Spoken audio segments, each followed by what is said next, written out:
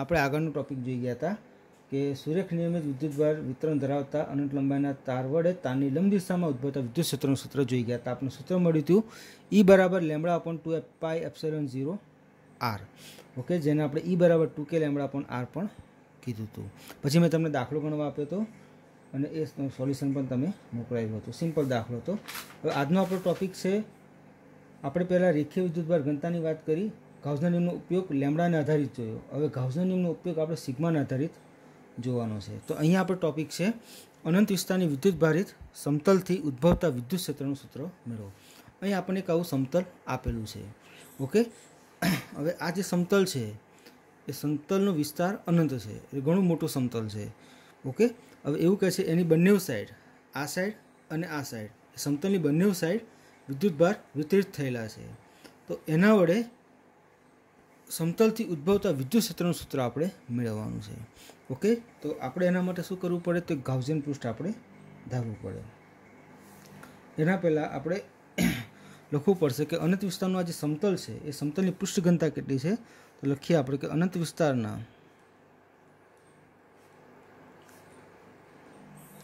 સમતલની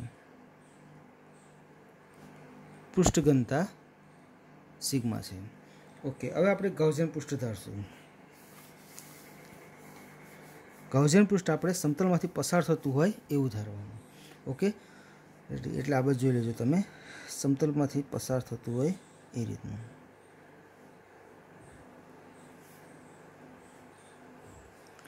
ટૂંકમાં સમતલની આરપાર નીકળી જાય એ રીતનું નળાકાર્ય ગાઉસિયન પૃષ્ઠ આપણે ધાર્યું છે. ઓકે, હવે આપણે આના વડે ઉદ્ભવતું વિદ્યુત ક્ષેત્ર શોધવાનું છે. એટલે તમે જે ગાઉસિયન પૃષ્ઠ ધાર્યું છે એનું આપણે કુલ ફ્લક્સ શોધવું પડશે. એક આ ડાબી બાજુનું ફ્લક્સ, એક આ જમણી બાજુનું ફ્લક્સ અને એની વક્ર સપાટી પર ફ્લક્સ શોધવાનું. કુલ ફ્લક્સ શોધ્યા પછી આપણે વિદ્યુત ક્ષેત્ર મળી જશે. આનું જે ક્ષેત્રફળ છે એ ક્ષેત્રફળ કેટલું થશે, તો ક્ષેત્રફળ એ થશે. ઓકે, સૌ પ્રથમ આપણે જોઈશું આવું કે ગાઉસિયન પૃષ્ઠ જે ધાર્યો છે એના વડે વિદ્યુતભાર કેટલો ઘેરાયો છે. ટોટલ બધો ના ઘેરાય પણ આટલા ભાગનો વિદ્યુતભાર ઘેરાય. તો આ જે વિદ્યુતભાર છે કેટલો હશે, તો આપણે લખી શકીએ કે ગાઉસિયન પૃષ્ઠ વડે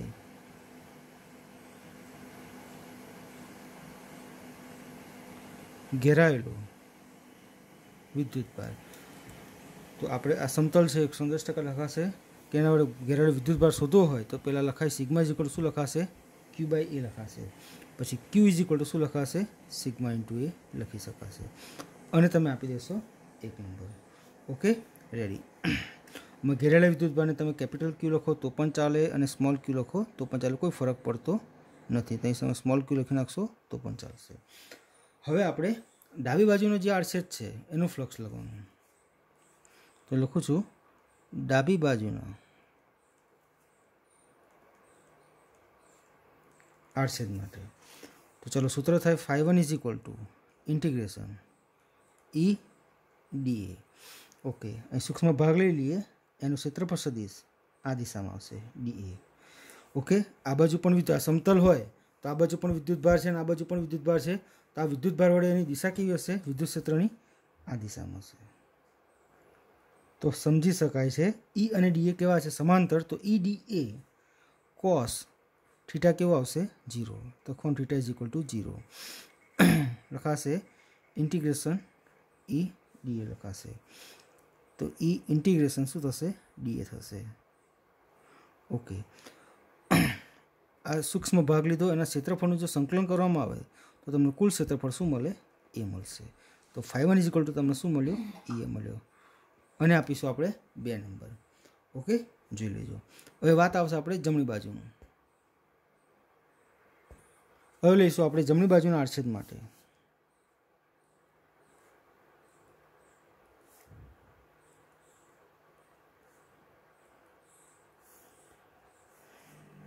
φ2 is equal to integration E dA. જોઈ લેજો. હવે આ સમતલ છે તો મેં તમને કીધું આ વિદ્યુતભાર વડે વિદ્યુત ક્ષેત્ર કઈ દિશામાં આવશે, તો આ દિશામાં આવશે, બરાબર. અને આ વિદ્યુતભાર વડે વિદ્યુત ક્ષેત્ર કઈ દિશામાં આવશે, જમણી દિશામાં. આનું વિદ્યુત ક્ષેત્ર ડાબી દિશામાં, આનું વિદ્યુત ક્ષેત્ર જમણી દિશામાં. તો આ જે જમણી બાજુનો ભાગ છે એના સૂક્ષ્મ ભાગનો ક્ષેત્રફળ સદિશ આમ હશે અને આ વિદ્યુતભારના કારણે ત્યાં વિદ્યુત ક્ષેત્ર ક્યાં હશે, આમ હશે. ટૂંકમાં E અને dA છે કેવા છે, સમાંતર. થીટા કેવો થશે, 0. તો અહીં લખી શકાશે EDA cos 0 કહેવાનું થીટા ઇઝ ઇક્વલ ટુ કેવા છે 0 તો phi 2 is equal to integration EDA કેમ તો cos 0 ઇઝ ઇક્વલ ટુ 1 થાય તો phi 2 ઇઝ ઇક્વલ ટુ ને બહાર લો ઇન્ટિગ્રેશન DA તો phi 2 ઇઝ ઇક્વલ ટુ આનું સંકલન કરશો તમને શું મળશે કુલ ક્ષેત્રફળ EA મળશે આને કહેવાનું તમારે 3 નંબર આ બીજું ફ્લક્સ આવ્યું હવે ત્રીજું ફ્લક્સ કોનું બાકી તો વક્ર સપાટી પરનું બાકી છે બરાબર ઓકે જોઈ લેજો એકવાર ધ્યાનથી તો વક્ર સપાટી છે એ વક્ર સપાટીનું ગમે તે એક બિંદુ લઈ લો ક્યુ બિંદુ તો આના માટે તમે ક્ષેત્રફળ સદિશ લેશો તો આ વક્ર સપાટી છે ક્ષેત્રફળ સદિશ જે પૃષ્ઠ હોય એ સપાટીને કેવું હોય 12 તરફ એટલે ક્ષેત્રફળ સદિશ આમ હશે ઓકે વિદ્યુત ક્ષેત્ર તો કેવું છે આમ છે અને સાપેક્ષિક ગણો તો આમ થાય એટલે E અને DA વચ્ચેનો ખૂણો કેવો બનશે 90 બનશે તો એવું કહી શકાય કે વક્ર સપાટી માટે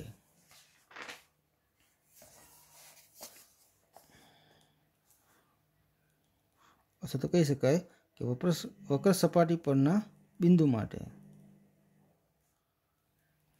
phi 3 ઇન્ટિગ્રેશન EDA cos ચલો થીટા કેટલો લેવાશે તો આના માટે થીટા કેવો થશે 90 થશે EDA cos 90 ચલો cos 90 શું થાય 0 થાય એટલે લખવાનું થીટા બરાબર 90 તો ઇન્ટિગ્રેશન EDA 0 ટૂંકમાં જવાબ શું આવશે 0 ઓકે અને હાલ દેશો તમે 4 નંબર હવે તમારે કુલ ફ્લક્સ શોધવાનું તો total flux phi is equal two phi 1 વત્તા phi 2 વત્તા phi 3 phi 1 કેટલું આવ્યું EA phi 2 કેટલું આવ્યું EA ના શું આવ્યું 0 તો લખાશે શું 2EA લખાશે આ શું થયું phi ગાઉસનો નિયમ શું કહે છે કે phi ઇઝ ઇક્વલ ટુ ઘેરાયેલો વિદ્યુતભાર છેદમાં શૂન્યાવકાશની પરમિટિવિટી તો આ થશે Q બાય એપ્સિલોન 0 આ 2E શું થશે એ થશે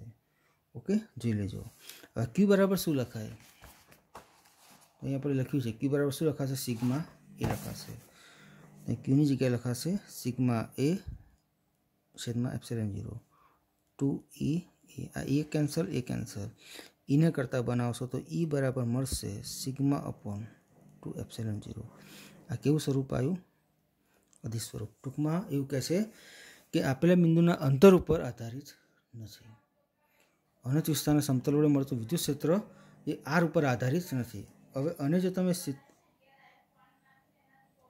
સદિશ સ્વરૂપે લખીએ તો સદિશ સ્વરૂપે લખો તો E સદિશ બરાબર સિગ્મા અપોન 2 એપ્સિલોન 0 સદિશ કે દિશા X દિશામાં હોય વાયમાં હોય કે ઝેડમાં હોય આઈ હોય જે હોય કે કે હોય એટલે આપણે એને n નામ આપી શકીએ ઓકે તો આ થિયરી તમારી પૂર્ણ થઈ પણ આના આધારે અમુક બાબત જે થોડીક સમજવાની છે થોડી એક્સ્ટ્રા છે એ બાબત આપણે થોડીક સમજી લઈએ જોજો એકવાર ફરીથી આપણે એકવાર સમજાવી દઈએ અનંત વિસ્તારની વિદ્યુત ભારિત સમતલથી ઉદ્ભવતા વિદ્યુત ક્ષેત્રનું સૂત્ર તો અમે સમતલ લીધું એની બંને સાઈડ વિદ્યુત ભાર રહેલા છે ઓકે જેની પૃષ્ઠ ઘનતા સિગ્મા છે ઓકે ક્ષેત્રફળ મૂકેલું છે પૃષ્ઠ ઘનતા સિગ્મા છે હવે સાંભળજો એકવાર શાંતિથી હવે ગાઉસિયન પૃષ્ઠ આપણે પસાર કરીએ છીએ સેન્ટરમાંથી તો એના વડે ઘેરાયેલું વિદ્યુતભાર સિગ્મા જે Q બાય શું થશે એ થશે ઓકે Q બરાબર શું થશે સિગ્મા એ ડાબી બાજુ સંકળાયેલું ફ્લક્સ શોધવાનું સમાંતર છે એટલે phi 1 ED એ શું થશે cos 0 1 થાય એટલે શું થશે EDA ઇન્ટિગ્રેશન DA બરાબર શું થશે એ થશે કુલ ક્ષેત્રફળ એ રીતે જમણી બાજુ માટે પણ આપણને શું મળે છે phi 2 is equal two EA જે વક્ર સપાટી છે એ વક્ર સપાટીનું કોઈ તમે બિંદુ લઈ લો ધારો કે તમે ગમે તે બિંદુ લો તો એના માટે ક્ષેત્રફળ સદિશ ઉપર તરફ હશે લંબ દિશામાં વિદ્યુત ક્ષેત્ર કહો તો આમ લેશો તો પણ એંગલ 90 થાય અને આમ લો તો પણ શું થાય 90 થાય તો એની સાથે સંકળાયેલું ફ્લક્સ આપણને મળતું નથી ટોટલ ફ્લક્સ જો phi 1 phi 2 ને phi 3 EA વત્તા 0 તો શું થશે 2EA phi બરાબર શું લખાય Q by epsilon 0 is equal to 2EA થશે તો Q બરાબર શું લખાય સિગ્મા એ છેદમાં એપ્સિલોન 0 2EA કેન્સલ થશે E બરાબર સિગ્મા પણ 2 એપ્સિલોન 0 મળશે E બરાબર સદિશમાં દર્શાવો તો સિગ્મા પણ 2 એપ્સિલોન 0 n કેરેટ મળી જાય ટૂંકમાં अनंत विस्तारवाળી एक प्लेट होय तो एना वडे विद्युत क्षेत्र तमे आ रीते शोधी शको छो। Okay ready. हवे आपणे थोड़ाक आना बीजी बाबत छे, एक्स्ट्रा बाबते आपणे जोवानी छे, जोई लेशुं। ओके, आ रीतनी बे अनंत विस्तारनी बे समतल तमने बतावेला छे। ओके, समझो एकवार शांतिथी। आनी पृष्ठघनता सिग्मा छे अने आनी पण पृष्ठघनता सिग्मा छे। टूंकमां एवुं कहेवामां आवे छे, कदाच आपणे लग बताव्युं, आनी पृष्ठघनता सिग्मा 1 छे, आनी पृष्ठघनता केवी छे सिग्मा 2। आना वडे विद्युत क्षेत्र E1 छे। धारो के आना वडे विद्युत क्षेत्र शुं छे E2 छे। हवे मारे आ बे प्लेटोनी वच्चेना विस्तारमां विद्युत क्षेत्र टोटल शोधवानुं। आ डाबी बाजू Q बिंदुए शोधवानुं, जमणी बाजुए R बिंदुए शोधवानुं। तो समझो एकवार शांतिथी। आपणे अहींया पहेला जोईए तो E1 वडे कोना वडे आ प्लेट वडे અહીં વિદ્યુત ક્ષેત્ર કેવું હશે તો પ્લસનું વિદ્યુત ક્ષેત્ર બહાર તરફ હોય તો પહેલી પ્લેટ વડે વિદ્યુત ક્ષેત્ર આમ મળશે E1। ઓકે, બીજી પ્લેટ વડે અહીં વિદ્યુત ક્ષેત્ર 110% પ્લસની ડાયરેક્શન બહાર તરફ હોય અને બંને સાઈડ વિદ્યુત ભાર રહેલો છે એટલે અહીંયા વિદ્યુત ક્ષેત્ર આમ મળશે। આ E2 થયું। ઓકે, આ બંને કેવા છે સેમ ડાયરેક્શન એટલે અહીંયા જે છે Q બિંદુ પાસે 110% બંનેનો શું થાય સરવાળો થાય। पटी गयु रेडी।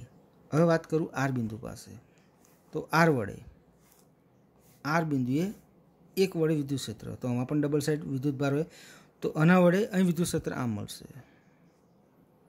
E1 अने बीजी प्लेट वडे पण बहारनी तरफनी दिशा एटले आ बाजू मळशे E2।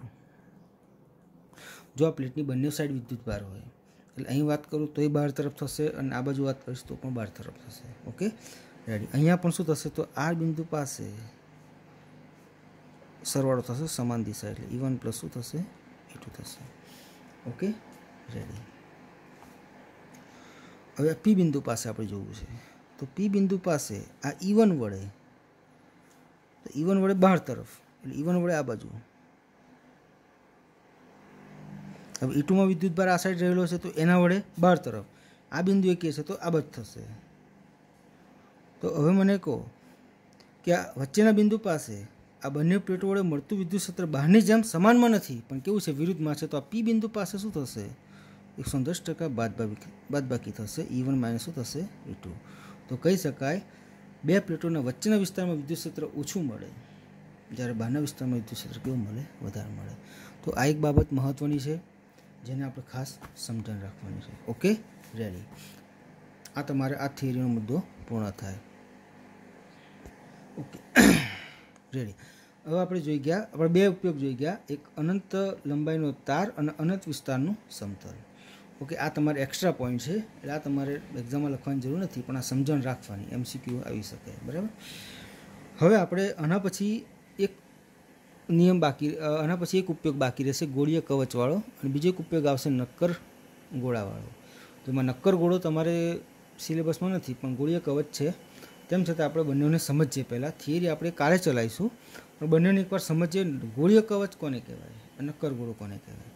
तो गोळीय कवच एटले एवुं कहेवामां आवे छे सामान्य गोळो जेना अंदरना भागमां शुं होय कशुं नहीं एटले हवा होय। टूंकमां आपणे एवुं कही शकीए कि फूटबॉल के वॉलीबॉल होय एने आपणे कवच तरीके लई शकीए छीए जेनी मात्र सपाटी पर विद्युत भार रहेलो होय छे। मात्र केवो विद्युत भार होय सपाटी पर। तमे गमे त्याथी विद्युत भार एना पर नाखशो तो विद्युत भार अंदर जवानुं नथी क्यां रहेशे मात्र सपाटी पर। हवे नक्कर गोळो छे आ कहेवाय गोळीय कवच। नक्कर गोळो कोने कहेवाय तो एना समग्र विद्युत भार वितरित थयेलो होय एटले एनो मतलब थाय तमने एक्जाम्पल आलुं तो गोळा फेंकनो गोळो होय ने एने नक्कर गोळो कहेवाय जेने वॉलीबॉल छे फूटबॉल छे। ओके टूंकमां कही शकाय गोळीय कवच एटले एवुं कहे मात्र सपाटी पर विद्युत भार रहेलो एने गोळीय कवच कहेवाय। वच्चेनो भाग आपणे पोलो गणीए छीए टूंकमां अंदर वच्चेना भागमां कशुं रहेલું હતું નથી। नक्कर गोळो एटले समग्र विद्युत भार रहेलो होय। आनुं सामान्य उदाहरण आपणे वॉलीबॉल के फूटबॉल जो दड़ो आवे छे एनी वात करीए। आनुं आपणे उदाहरण आपी शकीए गोळा फेंकनो गोळो ए नक्कर होय छे बराबर। एवुं सामान्य उदाहरण तमने आप्युं अहीं समग्र विद्युत भार वितरित थयो होय। पण आ थियरी आपणे समजशुं पण आना पहेला आ थियरीमां एक वस्तु याद राखवानी नियम एवुं कहे छे कि जो आकार भौमितिक होय समझो एकवार कि जो आकार भौमितिक होय तो भौमितिक आकारना भौमितिक केंद्र पर हमेशा जो विद्युत भार समान वितरित थयेलो होय तेना भौमितिक केंद्र पर हमेशा विद्युत क्षेत्र शुं होय 0 होय। तो गोळीय कवच छे एना केंद्र पासे पण વિદ્યુત ક્ષેત્ર 0 હોય છે અને આ જે નક્કર ગોળો છે એના કેન્દ્ર પાસે પણ વિદ્યુત ક્ષેત્ર 0 હોય છે. એટલે એક વસ્તુ ખાસ યાદ રાખવાની કે નિયમિત ભૌમિતિક આકારમાં સપાટી પર કે શિરોબિંદુ પર સમાન વિદ્યુતભાર હોય તો ભૌમિતિક કેન્દ્ર ઉપર હંમેશા વિદ્યુત ક્ષેત્ર શું થાય છે? શૂન્ય થાય. તો આને કહીશું ગોળીય કવચ અને કહેવાય નક્કર ગોળો. આ જે છે ગોળીય કવચની જે થિયરી છે આપણે શીખવાનું છે કાલે એવું કે ગોળીય કવચ વડે અંદરના ભાગમાં વિદ્યુત ક્ષેત્ર કેટલું હોય, એની સપાટી પર કેટલું હોય, સપાટીના બહારના ભાગમાં કેટલું હોય. આપણે આ સિલેબસમાં છે.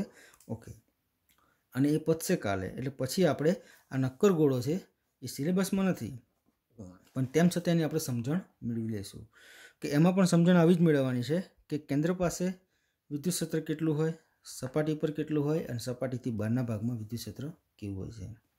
ઓકે, ટૂંકમાં કાલે આપણે છેલ્લો ઉપયોગ રહેશે ગૌસના નિયમનો. પછી આપણું ચેપ્ટર પૂર્ણ થશે. પછી આપણે સ્વાધ્યાયના દાખલા જોઈ લઈશું. ઓકે, હવે આ જે થિયરી છે એ તમારે ભલે એક્સ્ટ્રા મેં લખ્યું છે પણ એ તમારે લખવાની છે. હું તમને સ્ક્રીનશોટ કરીને મોકલાવી દઉં છું.